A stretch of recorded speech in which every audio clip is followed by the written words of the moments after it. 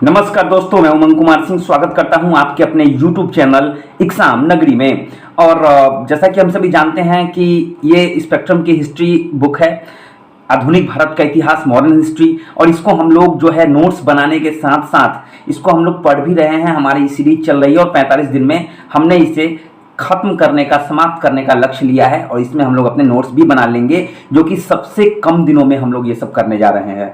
और अभी तक 12 चैप्टर हम लोग पढ़ चुके हैं। आज हम लोग 13वां चैप्टर पढ़ेंगे। अगर अभी तक आपने वो सारे वीडियोस नहीं देखे हैं तो आप डिस्क्रिप्शन बॉक्स में जाकर देख सकते हैं, अन्यथा आप चैनल के प्लेलिस्ट में जाइए। चैनल के प्लेलिस्ट में आपको सारे वीडियोस मिल जाएंगे। प्लेलिस्ट में स्पेक्ट्रम हिस्ट्री नाम से एक प्लेलिस्ट है, उस पर क्लिक करने पे आपको सारे के सारे वीडियोस वहां पे आराम से मिल जाएंगे।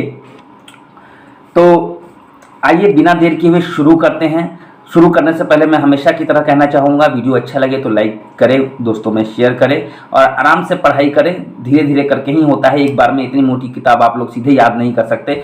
समझ समझ के पढ़ना होता है। 100 सुनार की एक लुहार की, लेकिन यहाँ पे नहीं, एक लुहार की नहीं, 100 सुनार की करनी होगी। धीरे धीरे धीरे करके हमें पढ़ना होगा और आराम से हम लोग जब एक बार पूरा पढ़ जाएंगे तो हमें फिर आगे समस्या नहीं होनी चाहिए। तो चलिए लेके चलता हूँ मैं आपको अपने नोटबुक पर। तो दोस्तों, मैं आपको लेके आ गया हूँ अपने नोटबुक पे। और यहाँ जो नोटबुक आपके सामने देख रहे हैं, तो मैं हमेशा कहता हूँ कि पुस्तक को साथ में लेके बैठिए। ये पुस्तक है आधुनिक भारत का इतिहास। देखिए कितना हम लोग पढ़ चुके हैं, कितना सारा पढ़ चुके हैं। और ये जो है अब हमें पढ़ना है अध्याय 13, क्रांतिकारी गतिविधियों का प्रथम चरण। जी हाँ, कई चरणों में क्रांतिकारी आंदोलन हुए, क्रांतिकारी गतिविधियां हुई। ऐसा नहीं कि सीधे जाके जो है वो लोग बम मारने लगे, ऐसा नहीं। हम लोग ये चैप्टर इससे पहले पढ़े थे, उग्र राष्ट्रवाद का युग 1905 से 9। अब हम लोग 1907 से 17 का इतिहास पढ़ने वाले हैं, जिसमें हम लोग ये पढ़ेंगे कि किस तरह जो है क्रांतिकारी गतिविधियां प्रारंभ हुई और पहला चरण किस प्रकार प्रारंभ हुआ, शुरुआत आखिर में कहाँ से हुई। अगर आप ये समझ गए तो बहुत कुछ आपको जो है समझ में आ जाएगा। तो लेके चलता हूँ, देखता हूँ मैं अपने नोटबुक में कहाँ पे ये मैंने नोट किया है। और ये लगभग 13वां अध्याय है, पेज नंबर 278। पेज नंबर 278 से ये कहाँ तक है, ज़्यादा बड़ा चैप्टर नहीं है। इसके बाद हम लोग विश्व युद्ध के बारे में भी पढ़ेंगे और विश्व युद्ध में किस प्रकार राष्ट्रवादी गतिविधियाँ देखने को मिली और क्या असर पड़ा, वो सभी पढ़ेंगे। चलिए हम इसको जल्दी से ख़त्म कर देते हैं, अध्याय 13 को। तो देखता हूं कहां पे है अध्याय 13 मेरी नोटबुक में। ये देख सकते हैं मेरी नोटबुक का पूरा समरी मैंने बनाया है, पूरा समरी बनाया है। और यहां पे 11-12 हो गया, 13वां है क्रांतिकारी गतिविधियों का प्रथम चरण। यहीं तक मैंने अभी तक नोट बनाया है दूसरी बार में। पहली बार मैं बना चुका हूँ नोट्स। वो नोट्स मेरा एक स्टूडेंट था और उसने ले लिया, वो पढ़ रहा है। हालांकि उसमें थोड़े सा अनुभव की कमी थी। अब आते हैं जल्दी से क्रांतिकारी गतिविधियों का प्रथम चरण, पेज नंबर 80। जी हाँ, अब हम लोग यहाँ चले। देखिए मैंने एक नोट्स लिखा है, लंबा नोट्स लिखा है। इसके बारे में ज़्यादा कुछ नहीं है, मैंने खुद एक परिचय लिखा था इसका। तो परिचय मैं आपको ऐसे ही दे दूंगा, आप समझ जाएंगे तो आप आराम से इसको लिख सकते हैं। तो वो परिचय देने की कोई ज़्यादा आवश्यकता यहाँ पे नहीं है। तो आइए पहले समझते हैं कि किस प्रकार क्रांतिकारी गतिविधियों की शुरुआत हुई। सबसे पहले तो हमें यह समझना है 1907 में सूरत विभाजन हुआ। आप सभी जानते हैं सूरत में कांग्रेस का विभाजन हुआ। कांग्रेस में दो दल बट गए, एक बट गया उग्रवादी दल, एक उदारवादी दल। अब ये दोनों दलों में यही अंतर था कि उदारवादी जो है अहिंसा से काम लेते थे और उग्रवादी जो है वो हिंसा से काम लेते थे, क्योंकि दोनों की सोच अलग अलग थी। अब जब स्वदेशी आंदोलन हुआ 1905 में, जब बंगाल विभाजन हुआ था, उसके बाद जब स्वदेशी आंदोलन हुआ वो असफल हो गया। पिछले चैप्टर में हमने उसकी असफलता के कारणों का विश्लेषण किया था, उसके बारे में पढ़ा था। तो जो भी उदारवादी आंदोलन चला रहे थे वो सब असफल हो जा रहे थे। तो उदारवादी नीतियों से लोगों का विश्वास उठ गया। लोगों को ये लगने लगा कि अब जो है उदारवादी लोगों से काम चलने वाला नहीं है। उदार मतलब अहिंसा की भावना, बिना लड़ाई झगड़े के किसी भी समस्या को सुलझाने की सोच, उससे हमारा कुछ नहीं होने वाला। तो सभी लोग हताश हो गए। अब यहाँ पे क्या हुआ कि उग्र राष्ट्र की भावना को बल मिला, क्योंकि जब उदारवादियों से नहीं हो रहा है, बिना लड़ाई झगड़े के नहीं हो रहा, तो लड़ाई झगड़े से होगा। वही हुआ, उदारवादी भावना जहाँ फेल हो गई, असफल हो गई, वहीं पर जो है उग्रवादी धारणा को बल मिलने लगा। अब उन्होंने क्या किया कि उग्रवादी जो दल था, तो ज़्यादातर जो है गर्म खून के लोग होते हैं, नवयुवक, नए खून के लोग, उसको आप कह सकते हैं नई जवानी वाले लोग, जिनकी उम्र 18 से 25 के बीच में रहती थी या उससे भी कम रहते थे, 16 से 25 वाले, 16 से 30 वाले। तो उग्रवादी दल ने क्या किया, उन लोगों को शामिल करना शुरू किया। लड़ाई झगड़े में बूढ़े लोगों को लाला लाजपत राय और बाल गंगाधर तिलक जैसे लोगों का काम नहीं था। फिर भी बाल गंगाधर और लाला लाजपत राय ये सब जो है उग्रवादी दल के नेता ही थे, क्योंकि इनका स्वभाव उग्र था। लेकिन लड़ाई झगड़े करने के मामले में तो ये बूढ़े हो चुके थे। तो क्या करने लगे लोग, युवाओं को शामिल करने लगे और उपनिवेशी शासन को समाप्त करने में उन्हें एक अच्छा खासा मंच तैयार कर लिया। देखिए परिचय है ये, जो युवा क्रांतिकारी थे, युवा क्रांतिकारी, उन्होंने क्या किया, ब्रिटिश नीतियों को हिंसक गतिविधि से दमन किया। मतलब लड़ाई झगड़ा, लूटपाट, मर्डर, हत्या, मतलब जो भी है उन सब किया। और उनके लिए जो है स्वतंत्रता प्राप्ति के लिए जो है ये सारे हिंसक कार्यकलाप वैध थे, वैलिड थे, क्योंकि उन्हें यही बताया गया था कि यही करना है। उनका मानना ये था कि जो साम्राज्यवादी शासन है भारतीय सभ्यता संस्कृति को विनाश कर रहा है। ये जो अंग्रेजों का शासन है ये भारतीय सभ्यता और संस्कृति का क्या कर रहा है, पूरी तरीके से विनाश कर रहा है। तो हम लोग इसका विनाश करेंगे हिंसा के द्वारा। तो सबसे पहले क्या हुआ, स्वदेशी आंदोलन असफल हुआ। दूसरा, देखिए पॉइंट याद रखिए, आपको पूरा लिखना चला आएगा। स्वदेशी आंदोलन असफल हो गया, उसमें उदारवादी लोग जो थे वो लोग भाग ले रहे थे, उदारवादी नीतियां सफल हो गई, उग्रवादियों को बल मिला, उग्रवादियों ने युवाओं को शामिल किया। युवाओं के शामिल होने से अब राष्ट्र की स्वतंत्रता के लिए एक बड़ा मंच मिल गया लड़ने के लिए।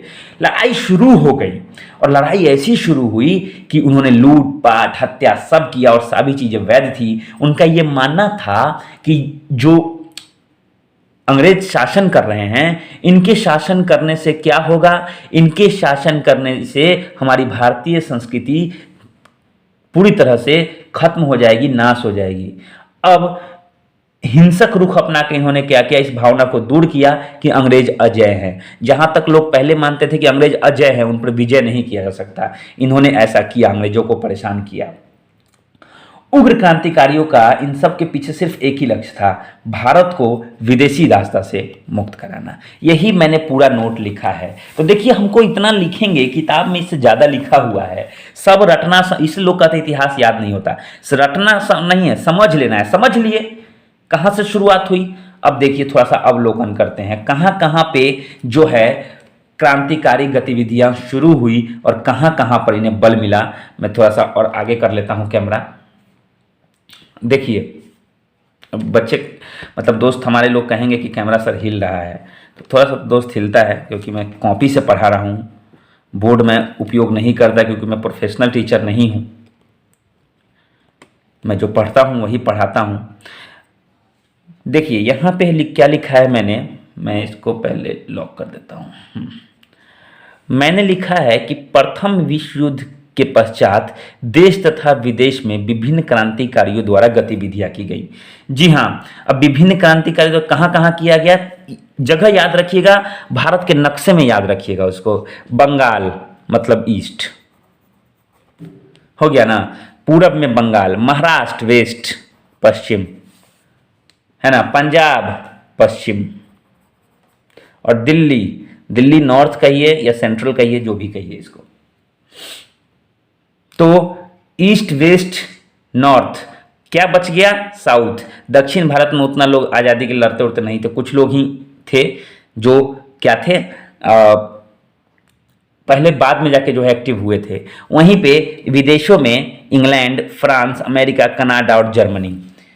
England, France, America, Canada, Germany, इन सब जगह पे जो है आंदोलन शुरू हुए। तो आइए पहले हम पढ़ते हैं बंगाल के बारे में। जी हाँ, बंगाल में क्या कहा जाता है। बंगाल में उस समय कई छोटी बड़ी क्रांतिकारी संगठन थे, कई छोटे बड़े क्रांतिकारी संगठन थे। प्रथम सक्रिय एवं गुप्त क्रांतिकारी संगठन था अनुशीलन समिति, जिसकी स्थापना हुई थी 1902 में।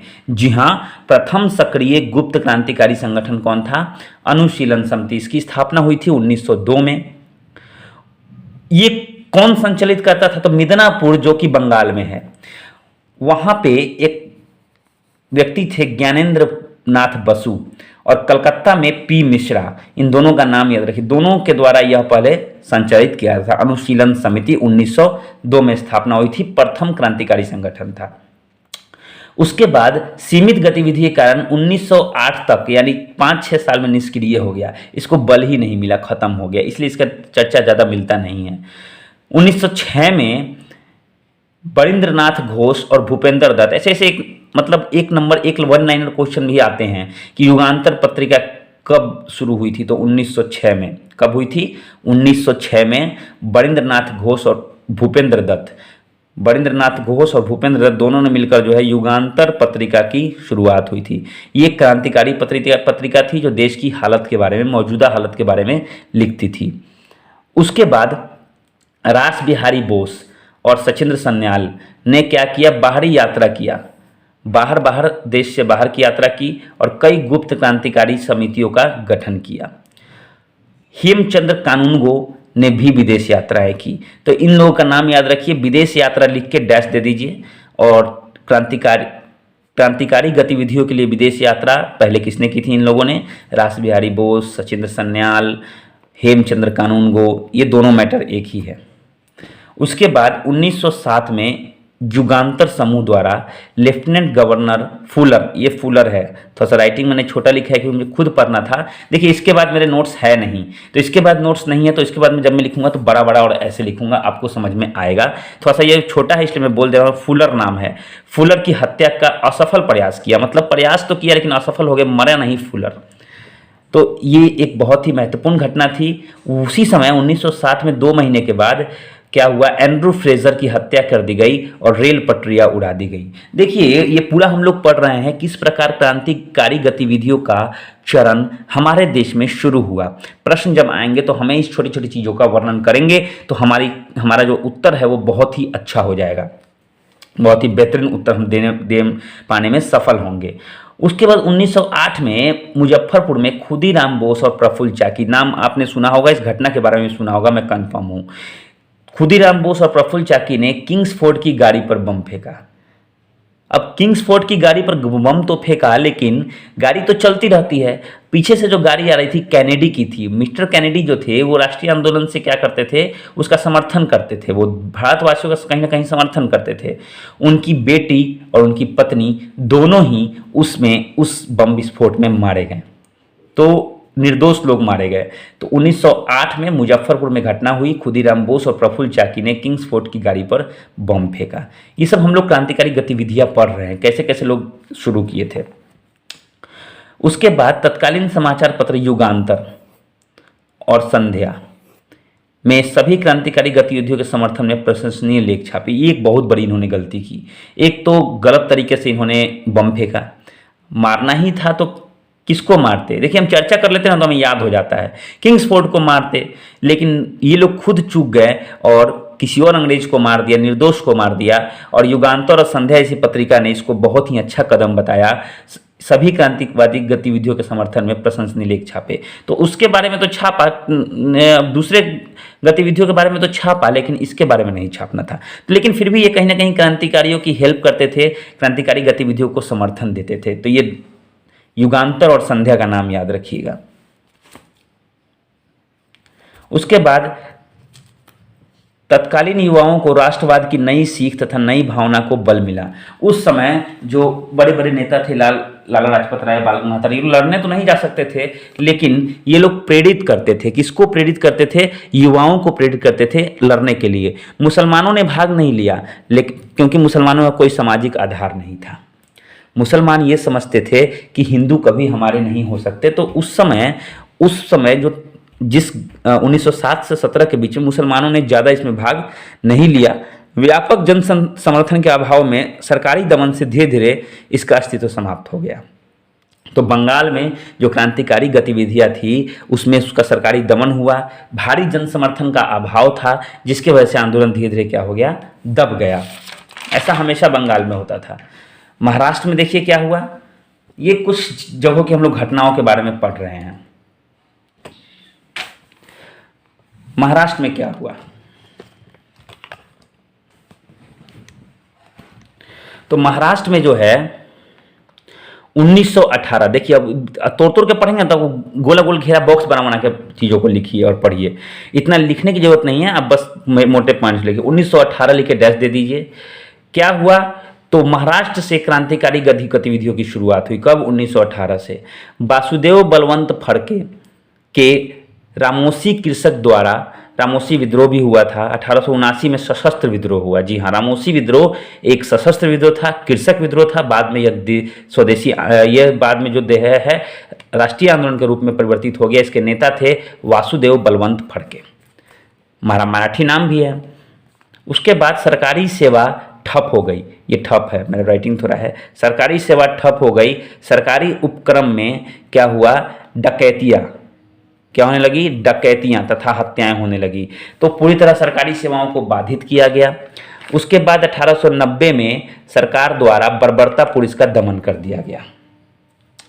फिर पूना में बाल गंगाधर तिलक, नाम आपने सुना होगा, लाल बाल पाल में से ये एक है। इन्होंने राष्ट्रीयता के भावना के विकास हेतु क्या किया, गणपति उत्सव शुरू किया, शिवाजी महोत्सव शुरू किया। दो उत्सव से इन्हें लगा कि भारतीय संस्कृति सभ्यता को ऊंचा ले जा सकता है, तो इन्होंने गणपति उत्सव और शिवाजी महोत्सव प्रारंभ किया। देखिए कहाँ कहाँ, बंगाल में एक अलग घटनाएं हुई, महाराष्ट्र में अलग घटना, इन्हीं का तो जिक्र करके हमें अपना उत्तर देना होता है। राष्ट्रवादी लेखों को समाचार पत्र मराठा तथा केसरी में समाहित किया गया। यानी समाचार पत्र वहाँ पे कौन थे, युगांतर थे, संध्या थे बंगाल में। यहाँ पे कौन था, मराठा और केसरी। मराठा और केसरी में क्या होता था, राष्ट्रवादी लेख लिखे जाते थे। बाद में इनमें रोक भी लगाया गया था। तिलक के दो शिष्य थे, भाई दामोदर चापेकर और बाल कृष्ण चापेकर। चापेकर बंधु इनको बोला जाता है। इनको चापेकर बंधु के नाम से ये प्रसिद्ध है। ये दोनों भाई थे, दामोदर चापेकर और बाल कृष्ण चापेकर। इन्होंने क्या किया, एक प्लेग अधिकारी थे जिनका नाम था रैंड और लेफ्टिनेंट एयरहस्ट, एयरहस्ट, ऊपर र लगा दीजिए, एयरहस्ट की हत्या कर दी। ये प्लेग अधिकारी और लेफ्टिनेंट दोनों की जब हत्या कर दी चापेकर बंधुओं ने, तो चापेकर बंधुओं को क्या किया गया, पकड़कर उसी समय जो है कुछ दिनों में उनको गिरफ्तार कर लिया गया, उनको फांसी दे दी गई। उसके बाद वीर सावरकर, यहाँ सावरकर बंधुओं ने क्या किया, 1899 में गुप्त सभा मित्र मेला का गठन किया। 1904 में अभिनव भारत की स्थापना हुई। अभिनव भारत की स्थापना कब हुई, 1904 में। तो महाराष्ट्र में कुछ इस प्रकार जो है पूरा का पूरा जो है राष्ट्रीय आंदोलन को हवा मिल रही थी। उसके बाद आते हैं पंजाब में। पंजाब में क्या क्या हुआ, आप लोग बॉक्स बनाए करेंगे ना, तो आपको फिर इस चैप्टर संबंधित कोई प्रश्न छूटने उठने वाले नहीं है, बस ये याद रखिए। पंजाब में क्या हुआ कि उग्र क्रांतिकारी गतिविधियों के कई कारक थे पंजाब में। जैसे इनमें से क्या हुआ कि 2 बार लगातार अकाल पड़ने के बाद क्या हुआ कि राजस्व, एक बढ़ा हुआ राजस्व था, सिंचाई कर था, उसमें वृद्धि कर दी गई। ये एक बहुत बड़ा कारण था वहाँ के आंदोलन का। जमींदारों द्वारा आरोपित बेगार प्रथा और बंगाल में जो घटना हुई थी उससे, और बेरोजगारों पर क्या किया गया था कि बेरोजगार और माफ कीजिएगा, जमींदार तथा आरोपित बेगार प्रथा, ये कौन सी प्रथा है, क्या मतलब बनता है इसका। तो जमींदारों द्वारा क्या किया गया था, बेगार प्रथा, मतलब कि अब उनको क्या क्या बेगार बना दिया था, काम नहीं दिया जाता था या फिर उनसे जमीन छीन ली जाती थी, यही बेगार प्रथा थी। तो इससे क्या होता था, देखिए बार बार मेरे मन में बेरोजगार आता है क्योंकि बेरोजगारी बहुत बढ़ गई है। भगत सिंह के चाचा थे अजीत सिंह और लाला लाजपत राय, इनकी भूमिका बहुत ही महत्वपूर्ण थी। ये लोग पंजाब में ही थे। उसके बाद आगे देखें तो लाला लाजपत राय ने पंजाबी समाचार पत्र के माध्यम से लोगों को जागृत किया। अजीत सिंह जो चाचा थे भगत सिंह के, उन्होंने भारत माता नामक पत्र का प्रकाशन किया। भारत माता, जी हाँ, भारत माता नामक पत्र का उन्होंने क्या किया, प्रकाशन किया। सरकार ने 1907 में कानून बनाकर राजनीतिक सभाओं पर पूर्ण प्रतिबंध लगा दिया।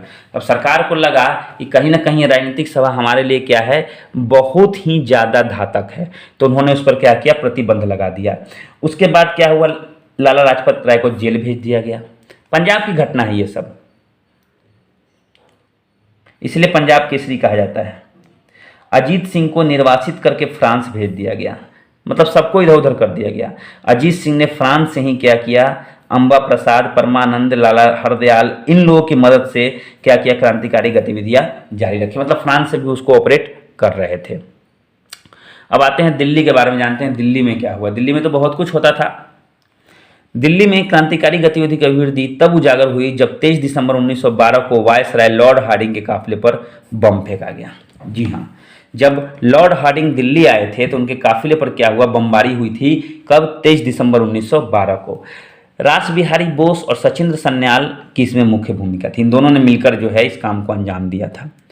मास्टर अमीर चंद, अवध बिहारी, दीनानाथ, हनुमंत सहाय, बसंत कुमार सहित 13 लोगों को गिरफ्तार किया गया था कि लॉर्ड हार्डिंग ऑलरेडी एक चीफ गेस्ट टाइप के थे उस समय, और उनकी काफिले पर बम फेंकना बहुत बड़ा अपराध था। कुछ को फांसी, किसी को जो है छोड़ा नहीं गया, कुछ को फांसी दे दी गई, कुछ को देश से निर्वासित कर दिया गया। दिल्ली की ये घटना है। दिल्ली में किस प्रकार प्रथम चरण, हम लोग प्रथम चरण पढ़ रहे हैं तो इसलिए हम लोग देख रहे हैं कि आखिर शुरुआत कहाँ से हुई, जगह जगह का देख रहे हैं। तो हो गया, बंगाल हो गया, महाराष्ट्र हो गया, पंजाब हो गया, दिल्ली हो गया। अब आते हैं विदेश। विदेश में इंग्लैंड का नाम सुना होगा। अभी इंग्लैंड का मैच चल रहा है। इंग्लैंड के दो तीन खिलाड़ी पॉजिटिव आए हैं, कोरोना पॉजिटिव, जिसकी वजह से इंग्लैंड की मैच पे रोक लग सकता है। तो इंग्लैंड में क्या हुआ कि श्याम जी कृष्ण जी वर्मा, लाला हरदयाल, विनायक दामोदर सावरकर, ये सभी वहाँ के नेता थे। वहाँ ये लोग अपना काम कर रहे थे, वहीं से ऑपरेट कर रहे थे, वहीं से फंड भेज रहे थे, पैसे भेज रहे थे। श्याम जी वर्मा ने क्या किया, 1905 में इंडिया हाउस की स्थापना की। अब ये इंडिया हाउस क्या था, हाउस वही घर वाला हाउस, इंडिया हाउस की स्थापना की। इंडिया हाउस में ये लोग क्या करते थे, जो भी क्रांतिकारी सोच वाले लोग थे उनको ये शामिल करते थे, उनके लिए यहाँ मंच तैयार होता था। समाचार पत्र सोशोलॉजिक की इसका प्रकाशन किया श्याम जी वर्मा ने। श्याम जी वर्मा को आप लोग याद रखिएगा, श्याम जी कृष्ण जी वर्मा, इन्होंने क्या किया, देखिए मैं बोल देता हूँ, यहाँ थोड़ा सा धुंधला टाइप का होगा, मैंने जल्दी जल्दी लिखने से काट भी दिया। ये स्थापना नहीं है, ये प्रकाशन है। तो क्या किया, सोशोलॉजिक की का प्रकाशन किया। सोशोलॉजिक एक समाचार पत्रिका थी जिसके माध्यम से जो है क्रांतिकारी गतिविधियों को बल दिया जाता था, लोगों को जागृत किया जाता था। अब यहां देखें श्याम जी वर्मा के कुछ और कार्य। तो श्याम जी के पश्चात क्या हुआ, इंडिया हाउस की बागडोर विनायक दामोदर सावरकर को, जी हाँ वीडी सावरकर जिनको आप बोलते हैं, उनके हाथों में चली गई। 1909 में मदन लाल ढींगरा ने क्या किया, कर्नल वायली की हत्या कर दी। मदन लाल ढींगरा ने क्या किया, कर्नल वायली की हत्या कर दी। 13 मार्च 1910 को वीडी सावरकर को नासिक षड्यंत्र में काले पानी की सजा दे दी गई। तो इंग्लैंड में जो लोग, ये लोग कृष्ण जी वर्मा थे, इनके बाद वीडी सावरकर आए, वीडी सावरकर, मदन लाल ढींगरा आए, इन लोगों का नाम आप लोग याद रखिएगा। और कैसे इन्होंने 1909 में जो है कर्नल वायली को मारा मदन लाल ढींगरा ने, और वीडी सावरकर को जो है नासिक में जो है षड्यंत्र रचने के मामले में जो है उनको गिरफ्तार किया गया और काले पानी की सजा हो गई। काले पानी का जेल जो है अंडमान निकोबार में है, वहीं पे सजा दी जाती थी अंधेरी कोठरी में रख के। तो ये अमेरिका की कहानी है। थोड़ा सा फ्रांस के देखते हैं। फ्रांस में क्या हुआ कि यहाँ पे श्री S.R. राणा थे, जी हाँ नाम था उनका S.R. राणा, तथा भीखाजी रुस्तम कामा, दोनों का नाम आपने सुना होगा। तो भीखाजी रुस्तम कामा, इन्होंने क्रांतिकारी गतिविधियों को जारी रखा। कहाँ पे, फ्रांस में। देखिए आप डैश दे के आप उनका नाम नोट कर सकते हैं। श्याम जी कृष्ण जी वर्मा लंदन से पेरिस आ गए थे तथा यहाँ वंदे मातरम समाचार पत्र इन्होंने प्रकाशित करने का प्रयास किया। तो श्याम जी कृष्ण प्रसाद वर्मा जो थे, श्याम जी कृष्ण जी वर्मा, वो इंग्लैंड में भी थे और वहाँ से ये यहाँ भी आए थे, फ्रांस भी आए थे। इन्होंने समाचार पत्रिका भी शुरू की थी। उसके बाद प्रथम विश्व युद्ध के समय इंग्लैंड और फ्रांस की मित्रता हो जाने से यहाँ क्रांतिकारी गतिविधियाँ क्या हो गई, धीमी पड़ गई, लोगों पे लगाम लगना शुरू हो गया। उसके बाद अमेरिका और कनाडा, यहाँ आंदोलन का नेतृत्व तो लाला हरदयाल ने किया। अमेरिका और कनाडा में कौन करते थे? लाला हरदयाल। 1 नवंबर 1913 को सैन फ्रांसिस्को में गदर पार्टी की स्थापना हुई लाला हरदयाल ने की। कब? 1 नवंबर 1913 को, और यहाँ से क्रांति की शुरुआत हुई। जर्मनी देखिए तो प्रथम युद्ध के समय इंग्लैंड और जर्मनी के संबंध खराब हो गए थे, दोनों एक दूसरे के अपोजिशन में थे। लाला हरदयाल सहित उनके सहयोगियों ने क्या किया? जर्मनी को अपना केंद्र बनाया, क्योंकि जर्मनी में इंग्लैंड के खिलाफ कोई भी साजिश रचने पर कोई कार्रवाई नहीं होती थी, इसलिए, क्योंकि जर्मनी दुश्मन था उस समय इंग्लैंड का। उसके बाद वीरेंद्र चट्टोपाध्याय ने क्या किया? बर्लिन को क्रांतिकारी गतिविधियों का केंद्र बनाया। तो बर्लिन जो कि जर्मनी में था, वहाँ पे भी जो है उन्होंने क्रांतिकारी गतिविधियाँ की। तो देखिए कैसे क्रांतिकारी देश और विदेश दोनों जगह चरण ये हुआ। सबसे इम्पोर्टेंट घटना हमें पढ़नी होगी कामागाटामारू प्रकरण। ये क्या है? कामागाटामारू क्या था? एक जापानी जहाज था, 1914 की घटना है, इसके बारे में आप लोग जरूर पढ़ें। अब क्या हुआ कि जो घटनाएं होने लगी इसमें ये जो प्रकरण था, इससे जो है पंजाब में एक विस्फोटक स्थिति उत्पन्न हो गई। क्या हुआ था ये प्रकरण? आइए जानते हैं। गुरुदत्त सिंह थे, गुरुदत्त सिंह एक क्रांतिकारी थे। इन्होंने क्या किया? जापानी जहाज कामागाटामारू को भाड़े पर लिया। जापानी जहाज कामागाटामारू को इन्होंने क्या किया? भाड़े पर लिया। भाड़े पर लेने के बाद, कोई भी जहाज कोई भाड़े पर ले सकता है। 351 पंजाबी, जी हाँ 351 पंजाबी और 21 मुसलमान थे उस पर। 351 पंजाबी और 21 मुसलमान थे उस पर, उस जहाज पर। वो जहाज कहाँ जा रही थी? सिंगापुर से वैंकूवर जा रही थी, जो कि कनाडा में है। सिंगापुर से कहाँ जा रही थी? वैंकूवर, जो कि कनाडा में है। तो वहाँ जा रही थी। कनाडा सरकार द्वारा अनुमति वहाँ नहीं मिली। कोस्टल पहुँचने के बाद कनाडा सरकार ने साफ मना कर दिया कि आप यहाँ नहीं उतरिए। 27 दिसंबर 1914 को उन्हें वापस कहाँ लौटना पड़ा? कलकत्ता लौटना पड़ा। अब कलकत्ता आने से पहले अंग्रेजों को खबर मिल गई थी कि ये लोग आ रहे हैं। वहाँ पे क्या हुआ? इनकी जांच पड़ताल शुरू हुई और दोनों में संघर्ष होने लगा। मुठभेड़ में क्या हुआ? पुलिस और यात्रियों की मुठभेड़ में 22 लोग मारे गए। शेष को विशेष रेलगाड़ी द्वारा पुनः पंजाब भेज दिया गया। बचे हुए यात्रियों ने कई स्थान पर डाके डाले, सरकारी धन लूटा। जो बचे हुए यात्री थे उन्होंने क्या किया कि जोश में आके और होश खो के इन्होंने गुस्से में जो है कई जगह स्थानों पर डाके डाले, कई जगह बहुत सारा अंग्रेजी धन लूटा। 1915 में पंजाब में अनेक डकैतियाँ हुई थी। 1914 में शुरू हुआ था ये प्रकरण, 1915 तक आ गया। 15 में बहुत डकैती हुई, सब वही लोग कर रहे थे। 21 फरवरी 1915 को गदर दल के नेताओं को फिरोजपुर तथा रावलपिंडी में सशस्त्र विद्रोह किया। गदर दल सिखों का एक दल था। इन्होंने क्या किया कि फिरोजपुर तथा रावलपिंडी में सशस्त्र विद्रोह किया। कई अधिनियमों को मिलाकर एक अधिनियम बनाया गया, भारत रक्षा अधिनियम। जी हाँ, भारत रक्षा अधिनियम। समय समय पर रक्षा अधिनियम बनते रहते हैं।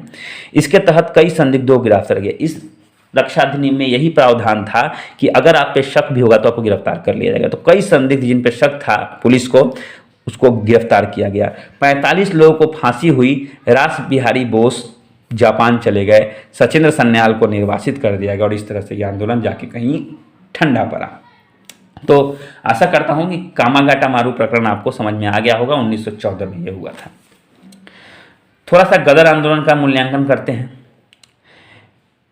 इस आंदोलन का उद्देश्य क्या था? इस आंदोलन का उद्देश्य था भारत को विदेशी दासता से मुक्त करवाना। समय समय पर जो है उचित नेतृत्व, हथियार, धन और प्रशिक्षण की आवश्यकता इसमें पूरी नहीं हो सकी। गदर आंदोलन तो हुआ, लेकिन जब जब उचित नेतृत्व, नेता की जरूरत पड़ती थी तो पता चलता था कि नेता तो जेल में है। सही से ना उनको धन मिल पाता था, ना हथियार मिल पाता था, ना उन्हें रक्षा मिल पाती थी। प्रथम विश्व युद्ध का पूर्वाभास नहीं था। उनको ये पता नहीं था कि पूर्वाभास गदर आंदोलन जो हुआ उसमें यह पता नहीं था लोगों को कि विश्व युद्ध जैसा कोई युद्ध होगा भी, नहीं तो वो उस स्थिति का ही फायदा उठा सकते थे। भारतीय सामान्य जनमानस में कोई पैठ, कोई विशेष प्रयास नहीं। कुछ लोगों को लोग शामिल करते थे जो सामान्य जन हैं, जो सामान्य लोग हैं, उनमें इनकी कोई खास पैठ नहीं थी। लाला हरदयाल के असमय अमेरिका छोड़ने से अमेरिका आंदोलन पर बुरा प्रभाव पड़ा। कुशल नेतृत्व संगठन सामर्थ्य का अभाव रहा। तो लाला हरदयाल ने जब अमेरिका छोड़ दिया तो इससे क्या हुआ? नेतृत्व की कमी हो गई। बिना नेता के जो है आंदोलन टूट गया और कोई संगठित जो है नेतृत्व जो है आंदोलन को, गदर आंदोलन को नहीं मिल पाया। तो अगर गदर आंदोलन का मूल्यांकन या आंदोलन की असफलता का मूल्यांकन करने को कहें तो आप ऐसे ऐसे कारण को प्रदर्शित अपनी कॉपी में कर सकते हैं। उसके बाद देखिए, उचित आकलन, दूरगामी नीति, सदृढ़ संगठन तथा कुशल नेतृत्व का अभाव था। उचित आकलन मतलब सही से ये लोग अंदाजा नहीं लगा पाते थे क्या होने वाला है क्या नहीं। दूरगामी नीति, आगे की नहीं सोच पाते थे। सदृढ़ संगठन, एक सुगठित संगठन नहीं था। कुशल नेतृत्व नहीं था। विफल होने के बाद भी अंग्रेजी शासन की नींव इन्होंने हिला दी थी। अगर सफल होते तो क्या होता पता नहीं। तो विफलता के ये कुछ कारण थे। धीरे धीरे क्या हुआ, आंदोलन धीमा पड़ गया। देखिए, क्रांतिकारी आंदोलनों का धीमापन। क्यों धीमा पड़ गया? तो बंगाल से रास बिहारी बोस और सचिन सन्याल ने क्या किया, गदर दल के सहयोग से क्रांतिकारी गतिविधियों में मुख्य भूमिका निभाई तो थी, लेकिन कई स्थान पर लूटपाट भी की गई, हथियार और धन भी लूटा गया। आंदोलन को सफल बनाने के लिए रेल पटरियां उखाड़ी गई, फोर्ट विलियम किले पर का घेराव किया गया, ऐसे कई आतंकी कार्य किए गए। मगर प्रथम विश्व युद्ध के समय से ही यह आंदोलन धीमा पड़ने लगा, जिसके निम्नलिखित कारण थे। देखिए, मैंने कुछ कारण दर्शाए हैं, 1 2 3 4। इन कारणों को आप लोग याद रखें। पहला कारण ये था भारत रक्षा अधिनियम। पहले ऐसा कोई अधिनियम था नहीं। अब भारत रक्षा अधिनियम आए, इन्होंने नया अधिनियम बना के क्या किया, 1915 के तहत कई बड़े बड़े क्रांतिकारियों को मुक्त कर कई बड़े बड़े क्रांतिकारियों को जो है मुक्त नहीं किया गया, मतलब पकड़े गए। ये जो है धीमा, ये मुक्त नहीं किया गया या अरेस्ट कर लिया गया। मॉन्टेग्यू चेम्सफोर्ड सुधार अधिनियम 1919 से क्या हुआ, अनुरंजक वातावरण। ये अनुरंजन का मतलब क्या होता है, अनुरंजक का मतलब मॉन्टेग्यू चेम्सफोर्ड सुधार अधिनियम में कई सारे ऐसे प्रावधान थे जिसकी वजह से जो है आंदोलन को हवा नहीं मिल पाई। उसके बाद भारतीय राजनीति में गांधी जी का प्रवेश हुआ तो अहिंसा की नीति हो गई। तो अहिंसा की नीति से जो है मारपीट की नीति धीमी पड़ गई। गांधी जी को लोग सपोर्ट करने लगे। मुख्य नेताओं का निर्वासन, और बड़े बड़े नेता थे उनको निर्वासित कर दिया गया। ये कुछ कारण थे जिसकी वजह से जो है क्रांतिकारी गतिविधियां धीमी पड़ गई। तो यही कैसे शुरुआत हुई ये हमने इस चैप्टर में जान लिया।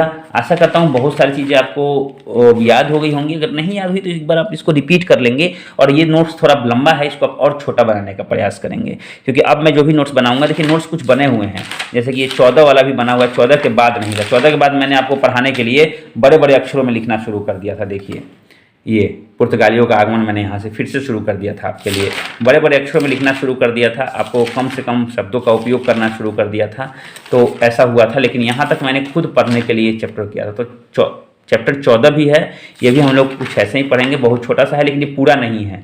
तो मैं चैप्टर 14 जो है फिर से लिखने का प्रयास करूँगा, फिर से मैं इसके लिए नोट्स बनाऊँगा और तब हम लोग इस पेज से जो है यहाँ से चैप्टर 14 पढ़ेंगे। तो आइए चलते हैं अपने मेन।